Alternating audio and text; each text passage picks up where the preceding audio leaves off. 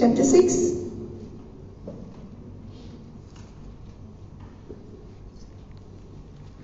हम यहां पर देखते हैं सुलेमान के बारे में, right? In 2 Chronicles chapter 6 we read about Solomon who built a temple in Jerusalem. Say the temple. बोलो मंदिर। सुलेमान ने परमेश्वर के लिए एक घर बांधा, एक मंदिर बांधा। Very famous temple on one of the hills in Jerusalem. On one of the hills, he built this temple. Beautiful temple. ऐसा क्यों बांधा उसने? आज हम मंदिर के बारे में आज हम बात करेंगे। Hallelujah. We're going to hear the temple story. मंदिर के बारे में हम क्या आज ऐसा वचन सुनने के लिए आए हैं यहाँ पर?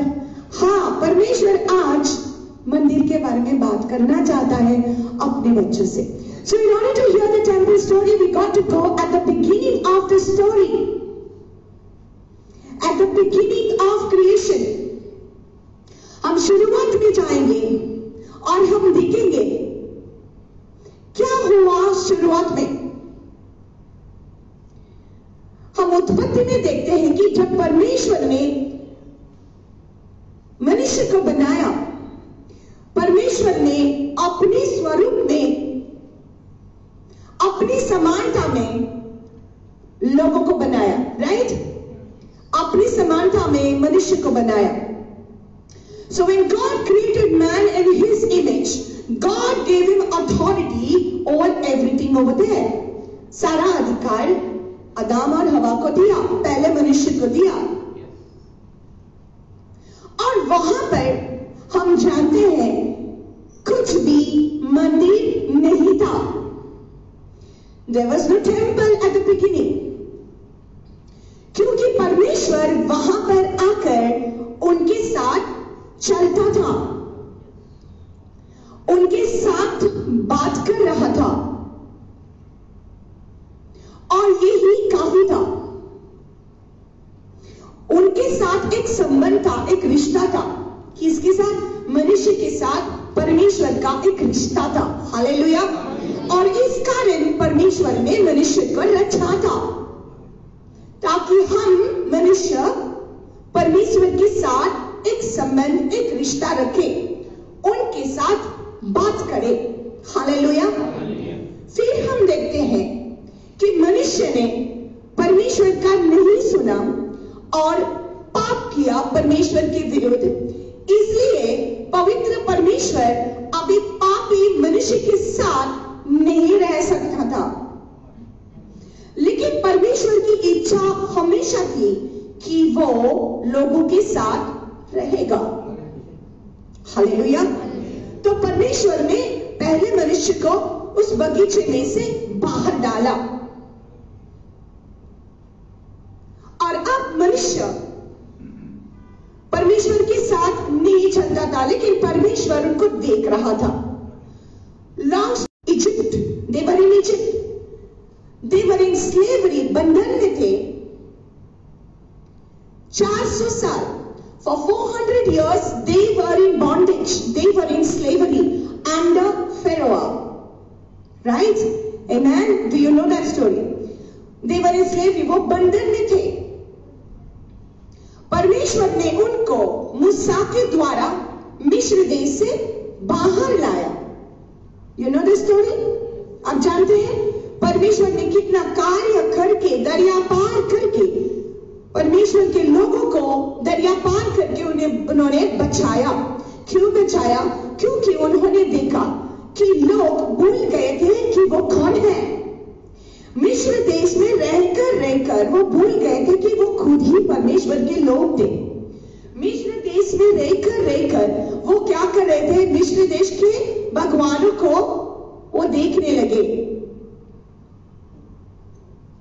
मिस्र देश के लोग जैसे वो उनकी गलत जो पूजा करते थे वो भी देखने लगे, और वो भूल गए कि परमेश्वर ने बोला था कि मैं तुम्हारे साथ संगति रखना चाहता हूं। They forgot who they were. So God sent Moses as a reminder for them that now you remove my people. उनको अलग करिए, मिस्र देश से उनको बाहर लाए, क्योंकि वो मेरी प्रजा है, मेरे चुने हुए लोग हैं। उनको मिस्र देश से बाहर लाओ, अंधकार से बाहर लाओ, बंधन से बाहर लाओ। सो वो बंधन से उनको मुक्ति मिली, और वो अभी प्रॉमिस लैंड में वादा किया हुआ जो गांव था परमेश्वर का, उस तरफ वो बढ़ने लगे। They started going towards the promised land. Listen very carefully.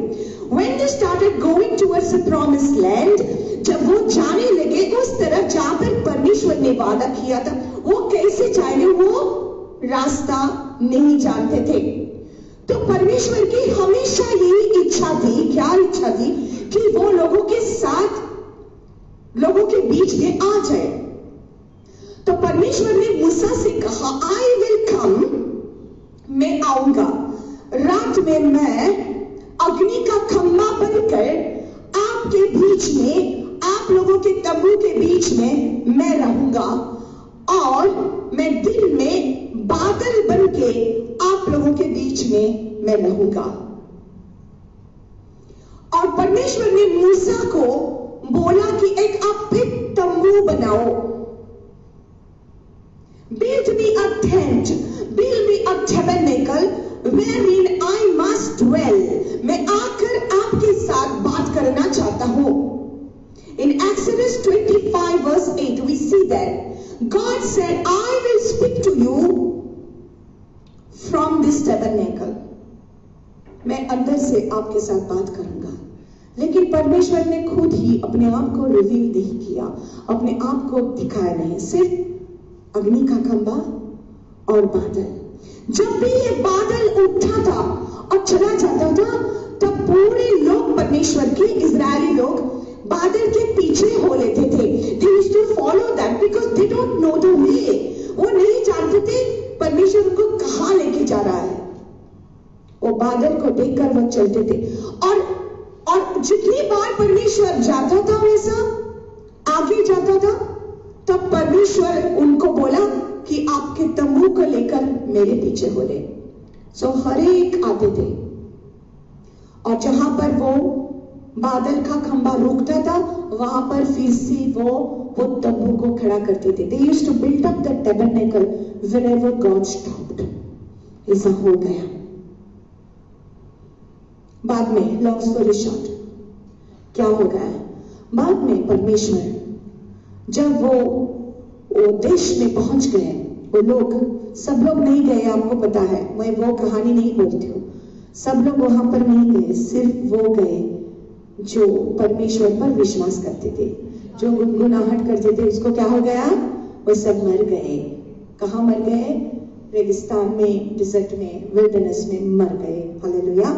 सो वो उस देश में जो पहुंच गए, थोड़े सालों के बाद वो भी लोग भूल गए कि परमेश्वर कहाँ है, कौन है। बहुत लोग गलत पूजा करने लगे, झूठे भगवानों की पूजा करने लगे, जिंदा जीवित परमेश्वर को वो भूल गए। उनके लीडर्स जो थे, यिर्मयाह में कहता है, उनके लीडर्स जो थे वो गलत काम करने लगे। और जब लीडर्स गलत काम करता है, जब राजा गलत काम करता है, तो उनकी प्रजा भी गलत करती है। तो उनके राजा क्या करने लगे, मूर्ति पूजा करने लगे, और उनकी वजह से इजराइल के लोग भी मूर्ति पूजा करने लगे। And they forgot about God dwelling with them. God allowed them to fall into bondage again. फिर से परमेश्वर ने छोड़ दिया हाथ उनके ऊपर से, और वो लोगों को फिर से बंदी खाने में, बंदी in exile they were taken. Again it says Ezra, in the book of Ezra and in the book of नेहमाया। मैं स्टोरी बता रही हूं आपको, मंदिर की कहानी, मंदिर की कहानी बता रही हूं। फिर से वहां पर कहता है एजरा और नेहमाया में कि कुछ वहां पर हुआ। वो जो मंदिर सुलेमान ने बांधा था, हम जो पढ़ेंगे अभी 2 क्रॉनिकल 6 में, सुलेमान ने एक मंदिर बांधा। सुलेमान कौन था? दाऊद का बेटा था। कौन था? दाऊद राजा का बेटा था। दाऊद राजा इज़राइल का राजा, उसका बेटा। परमेश्वर ने दाऊद को बोला था कि आप मेरे लिए मंदिर नहीं बांधेंगे। दाऊद की इच्छा थी परमेश्वर के लिए मंदिर बांधना, लेकिन उसने कहा कि आपका बेटा बांधेगा। तो सुलेमान ने इतना सुंदर सा एक मंदिर बनाया, इतना सुंदर बनाया, और वो डेडिकेट किया, जैसे कि आज हम आकर ये हॉल को डेडिकेट किया। ये हॉल में हमने ऐसा प्रार्थना किया कि जो कोई यहां पर आएगा वो व्यक्ति जरूर उसको चंगाई मिलेगी। यहां पर जो प्रार्थना होगा वो परमेश्वर सुनेगा। हालेलुया। सुलेमान ने ऐसा प्रार्थना किया जो 2 क्रॉनिकल 6 में लिखा है। वो कहने लगा कि परमेश्वर, तेरे लिए मैंने ये मंदिर बनाया है, तेरे नाम के लिए मैंने ये मंदिर बनाया है। तो वो क्या प्रार्थना करता है? जो कोई यहां पर आएगा, ये बहुत बड़ा प्रार्थना है, मैं सब कुछ नहीं पढ़ूंगी। जो कोई यहां पर आएगा और प्रार्थना करेगा, हाथ उठाकर प्रार्थना करेगा, हाथ उठाकर उनका प्रार्थना तू सुनेगा। You are going to hear every prayer that is lifted up over here. If there is anybody who has committed sins, they will be forgiven when they come to this place. इस मंदिर में जब वो लोग आएंगे, उनके पापों की क्षमा मिलेगी। ये मंदिर में जब वो लोग आएंगे, कोई भी बंधन है वो बंधन टूट जाएगा। वैसे सुलेमान ने प्रार्थना किया उस मंदिर के बारे में, when he dedicated the temple, और सुलेमान ने हजारों ऐसे बकरी को मारा, ऐसे सैक्रिफाइस किया, बलिदान किया बकरियों का, हजारों बकरियां मारी। और वहां पर एक स्क्रिप्चर है जो मैं पढ़ना चाहती हूं, 2 Chronicles chapter 6 verse 18 में, But will God indeed dwell with men on the earth? क्या परमेश्वर धरती के लोगों के बीच में सच्चाई में रहेगा? Listen very carefully to this. Will God really stay with men on earth? Behold, heaven and the heaven of heavens cannot contain you. How much less this temple which I have built? देखो, स्वर्ग भी तुझे रख नहीं सकता है, तो ये मंदिर आपको कैसे संभालेगा? ये मंदिर में आप कैसे रह सकते हैं? भला इतने बड़े परमेश्वर को मैं कैसे एक मंदिर बांध सकता हूं? इतने बड़े परमेश्वर को इतने छोटे से मंदिर में मैं कैसा रख सकता हूं? क्या सच्चाई में परमेश्वर धरती के लोगों के बीच में रहेगा? उस सुलेमान पूछ रहा है, परमेश्वर से ही पूछ रहा है। And then a very important scripture I am reading here in verse 32, it says, Moreover, concerning a foreigner who is not of your people Israel, but has come from a far country, for the sake of your great name and your mighty hand and your outstretched arm, when they come and pray in this temple, then hear from heaven your dwelling place, and do according to all for which the foreigner calls to you, that all people of the earth may know your name and fear you. देखो, सुलेमान ने जब ये बांधा, तब उसने सिर्फ Israel के लोगों के लिए ही प्रार्थना नहीं किया। Listen very carefully. उसने बोला, जो कोई बाहर के गांव के हैं, जब वो यहाँ पर आएंगे तो उनको शांति मिलेगी, समाधान मिलेगा, उनके प्रार्थना का जवाब मिलेगा। हालेलुया। तो सुलेमान ने ये बांधा। बांधने के बाद उस समय लोग बहुत ही परमेश्वर की महिमा में भर गए। Okay, it says that the glory of God filled the house so much. इतना परमेश्वर के मंदिर में इतना महिमा आ गई कि लोगों को खड़े होने को नहीं हुआ। लेकिन थोड़े सालों के बाद लोग भूल गए,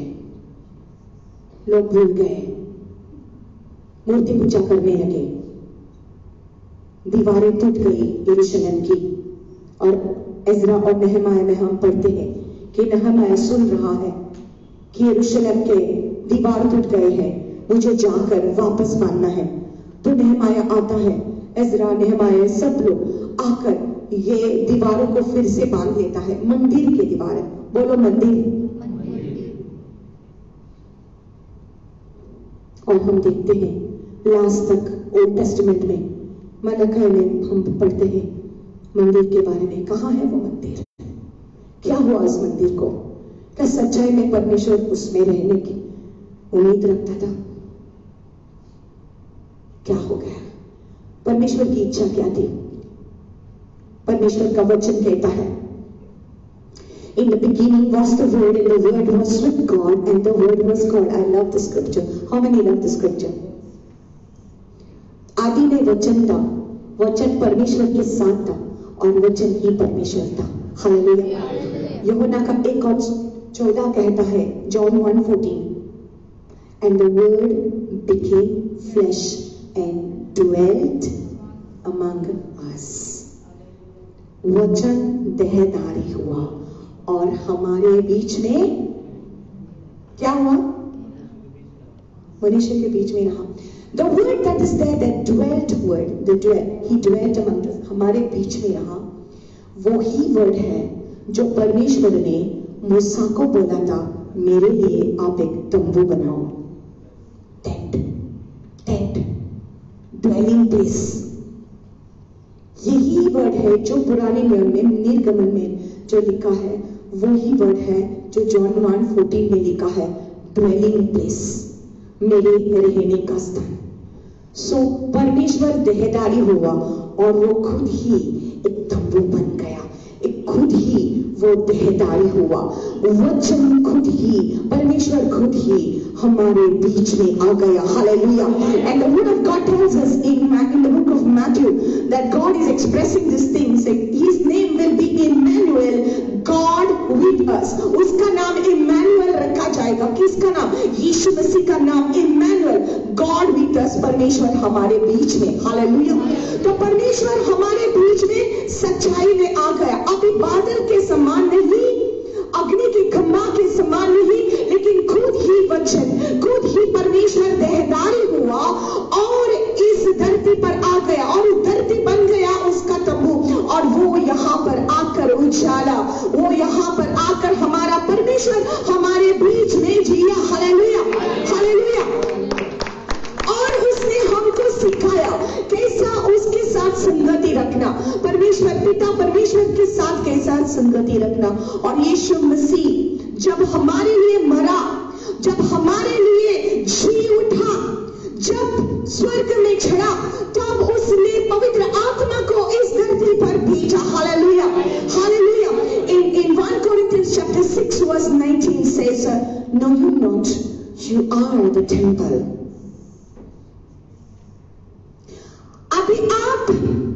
अभी आपका ये शरीर, your body, know you not that your body is the temple of the Holy Spirit. आपका जो शरीर है, listen carefully, आपका ये जो शरीर है जो परमेश्वर ने आपको दिया है इस धरती में रहने के लिए, जब आप यीशु मसीह को ग्रहण करते हैं, उसका पवित्र आत्मा आपके अंदर आता है और आप अभी वो मंदिर बन जाता है जो सुलेमान ने कोशिश की में नहीं रहता है, वो मनुष्य के हाथों में बांधे हुए मंदिरों में नहीं रहता है।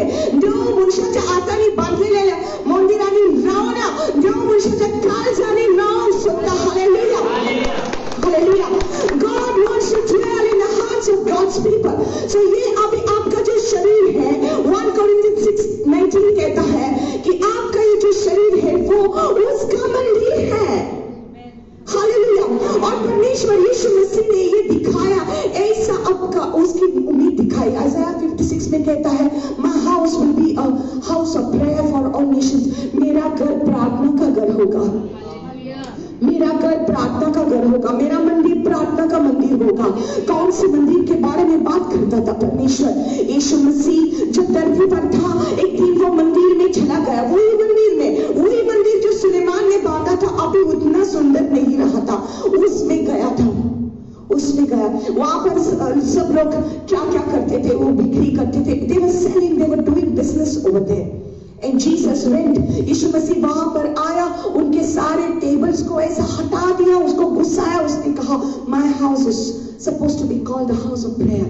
मेरा घर प्रार्थना का घर कहलाया जाएगा, लेकिन आपने उसको चोरों का घर बना दिया है.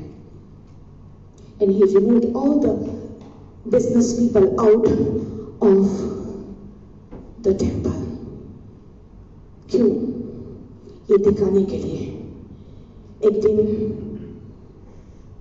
ऐसा होगा कि मैं खुद ही आकर आपके हृदय में रहूंगा, मैं खुद ही आकर आपके शरीर में रहूंगा. My dear people of God, you are not an ordinary person. आप एक ऐसा वैसा व्यक्ति नहीं है. परमेश्वर ने आपके शरीर को चुना है उसकी महिमा के लिए. देखो वो कितना प्यार करता है हमसे. He did not choose a tree to live in a tree. उसने एक झाड़ को नहीं चुना, एक पेड़ को नहीं चुना कि मैं एक पेड़ में रहूंगा. उसने एक जानवर को नहीं चुना कि मैं इस जानवर के बीच में रहूंगा. उसने एक पत्थर को नहीं चुना क्योंकि वो जिंदा परमेश्वर है. परमेश्वर ने मनुष्य को अपने जैसा बनाया, अपने स्वरूप में बनाया. God created us in His image and in His likeness. Hallelujah. उसके जैसा बनाया. क्यों? क्योंकि वो हमारे साथ बात करना चाहता था, वो हमारे साथ रिश्ता रखना चाहता था. वो एक पेड़ के साथ रिश्ता नहीं रखना चाहता था, पत्थर के साथ रिश्ता नहीं रखना चाहता था, जानवर के साथ नहीं, लेकिन आपके साथ एक संबंध रखना चाहता था. इसलिए परमेश्वर ने आपको चुना. God loved you so much that He gave His only begotten Son. Hallelujah. And if you believe in Him, you are the chosen one. You are the temple of the Holy Spirit. Hallelujah. Hallelujah. हम जीते जागते हम मंदिर है परमेश्वर के. We are the temple. Do you know this word seems very simple, but if you really look deep into this word, do you know what it really means? Solomon said, King Solomon said, when anybody from outside come to this place to pray, they will be healed. Hallelujah.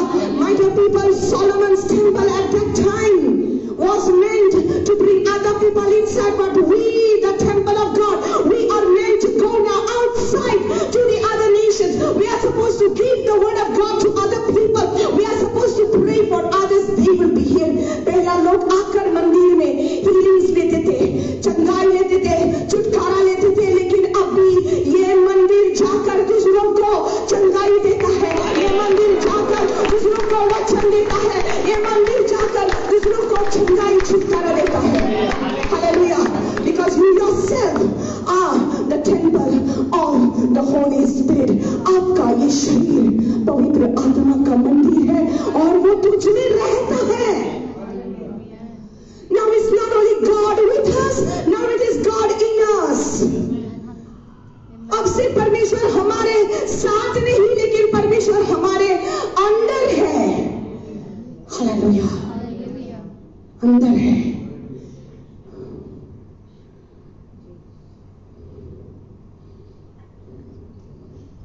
What's the difference? The temple of Solomon was built so beautiful, but it was in one place. एक ही जगह पर था ये मंदिर. इसलिए वो समारी औरत यीशु मसीह के पास जब आई, यीशु ने उसके साथ बात किया. समारी औरत ने यीशु मसीह को पूछा, आप लोग यरूशलेम में प्रार्थना करते हैं,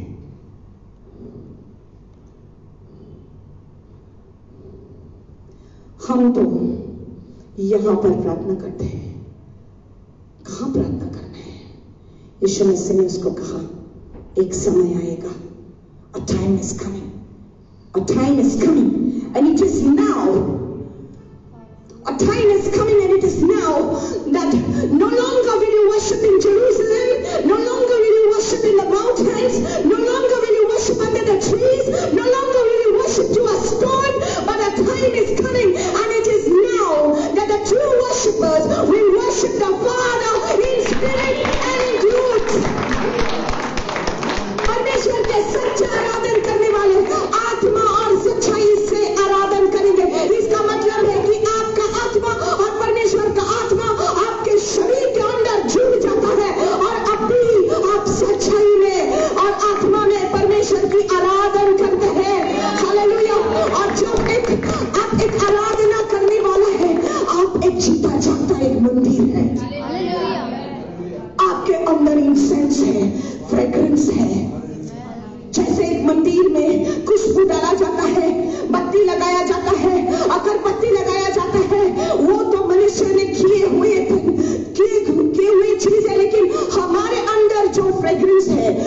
खुशबू है वो आत्मा का खुशबू है, आत्मा का खुशबू है। वो परमेश्वर को ये सुगंध अच्छी लगती है, हमारे प्यार की सुगंध, हमारे अच्छाई की सुगंध। जब हम लोगों को क्षमा देते हैं ये सुगंध परमेश्वर को अच्छा लगता है। जब हम अपने आप को नम्र बनाते हैं वो ये सुगंध परमेश्वर को अच्छी लगती है, क्योंकि हम परमेश्वर का मंदिर है। वो हमारे ऊपर नजर डालता है, उन मंदिरों पर नहीं डालता है जो लोगों ने बनाए हुए हैं, लेकिन आपके ऊपर परमेश्वर की नजर रहती है।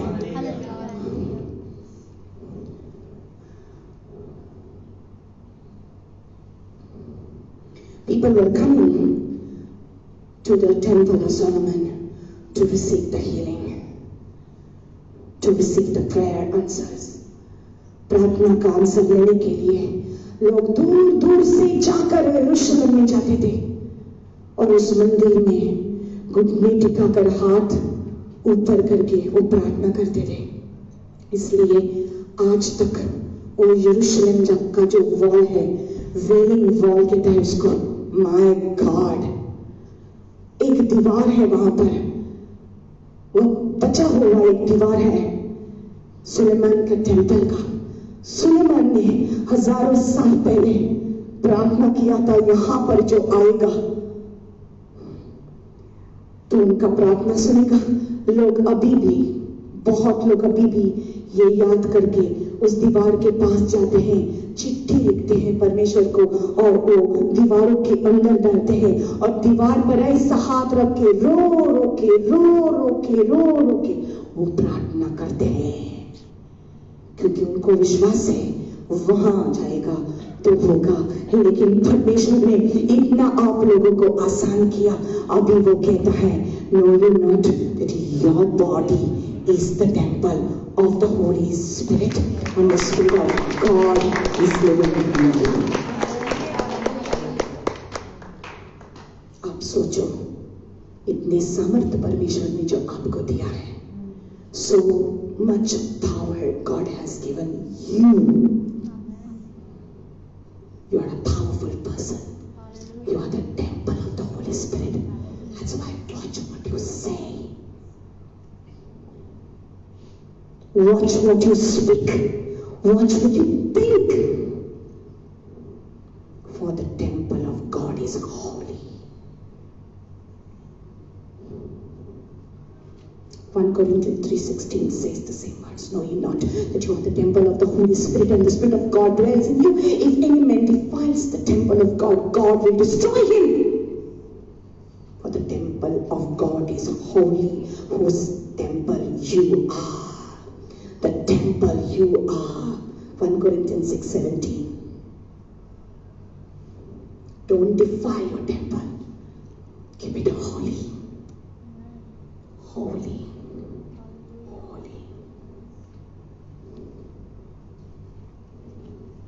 And when this temple is holy, जब आप जानते हैं कि आप परमेश्वर का मंदिर हैं और आपके अंदर वो महान परमेश्वर रहता है, आप ये भी सोचेंगे कि आपके साइड में जो रहता है वो भी एक मंदिर है परमेश्वर का। उसके अंदर यीशु मसीह रहता है, उसके अंदर यीशु मसीह रहता है।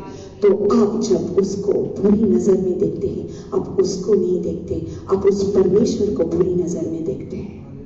जब आप उसका जलन करते हैं तो आप उसका नहीं, उस महान परमेश्वर का करते हैं जो उसके अंदर रहता है। जब आप उसको बुरा कुछ बोलते हैं तो आप उसको नहीं, आप उसको कहते हैं जो उसके अंदर रहता है, क्योंकि वो भी एक परमेश्वर का मंदिर है और परमेश्वर का मंदिर पवित्र है। इसलिए हमको चतुर रहना है, हम कैसे बात करते हैं। Hallelujah, hallelujah. Now it's no longer you, but it's the Spirit of God who dwells in you. अभी आप नहीं, लेकिन आपके अंदर जो रहता है, आपके अंदर वो जिएगा। हालेलुया। तो कुछ भी अच्छाई जो आपको करना है वो खुद से नहीं होगी। It's not going to become out of your own self, क्योंकि आप खुद ही कभी भी अच्छा नहीं बन सकता, लेकिन जो आपके अंदर रहता है वो कितना पवित्र है और वो उसके अनुग्रह के द्वारा आपको पवित्र बनाएगा। हालेलुया। और जहां पर भी आप जाएगा, आपके प्रार्थना का जवाब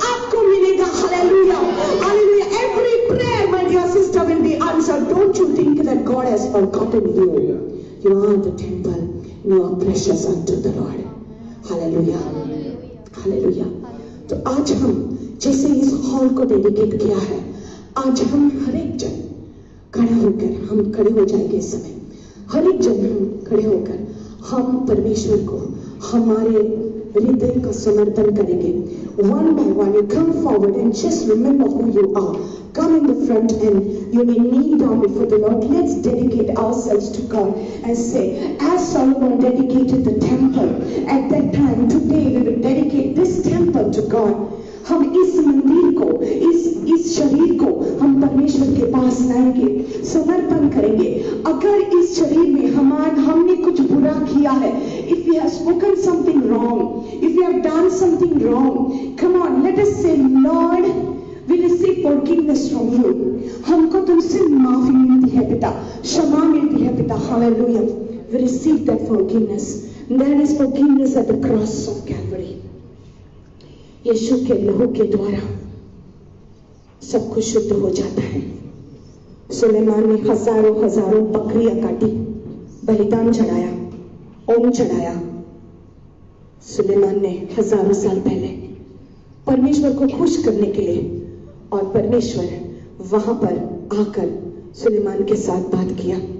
लेकिन बाइबल कहता है कि यीशु मसीह ने खुद ही अपना जीवन बलिदान किया, और ये एक ही बलिदान परमेश्वर को अच्छा लगा. एक ही बलिदान, उसके लहू का बलिदान परमेश्वर को अच्छा लगा. आज इस लहू की वजह से हमको ये सौभाग्य मिला है कि हम परमेश्वर के बच्चे हैं, और हमारा ये शरीर उसका मंदिर है. अगर यीशु मसीह हमारे अंदर रहता है, listen something very important. Listen something. I am getting this thing from the Lord to tell you.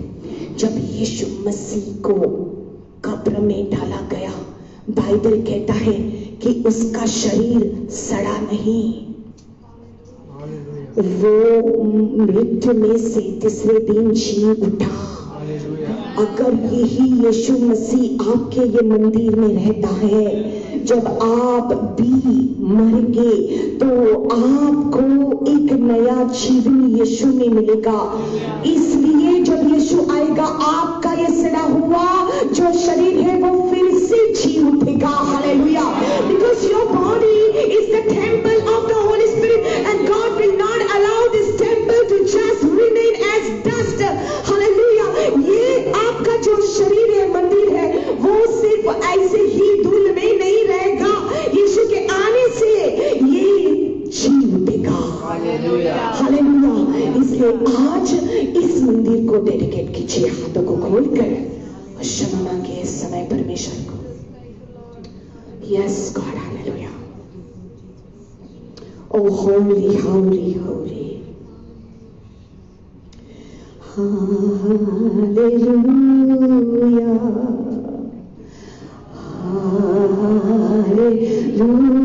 Hallelujah, for the Lord God Almighty reigns. Hallelujah, hallelujah, for the Lord God Almighty reigns. Hallelujah.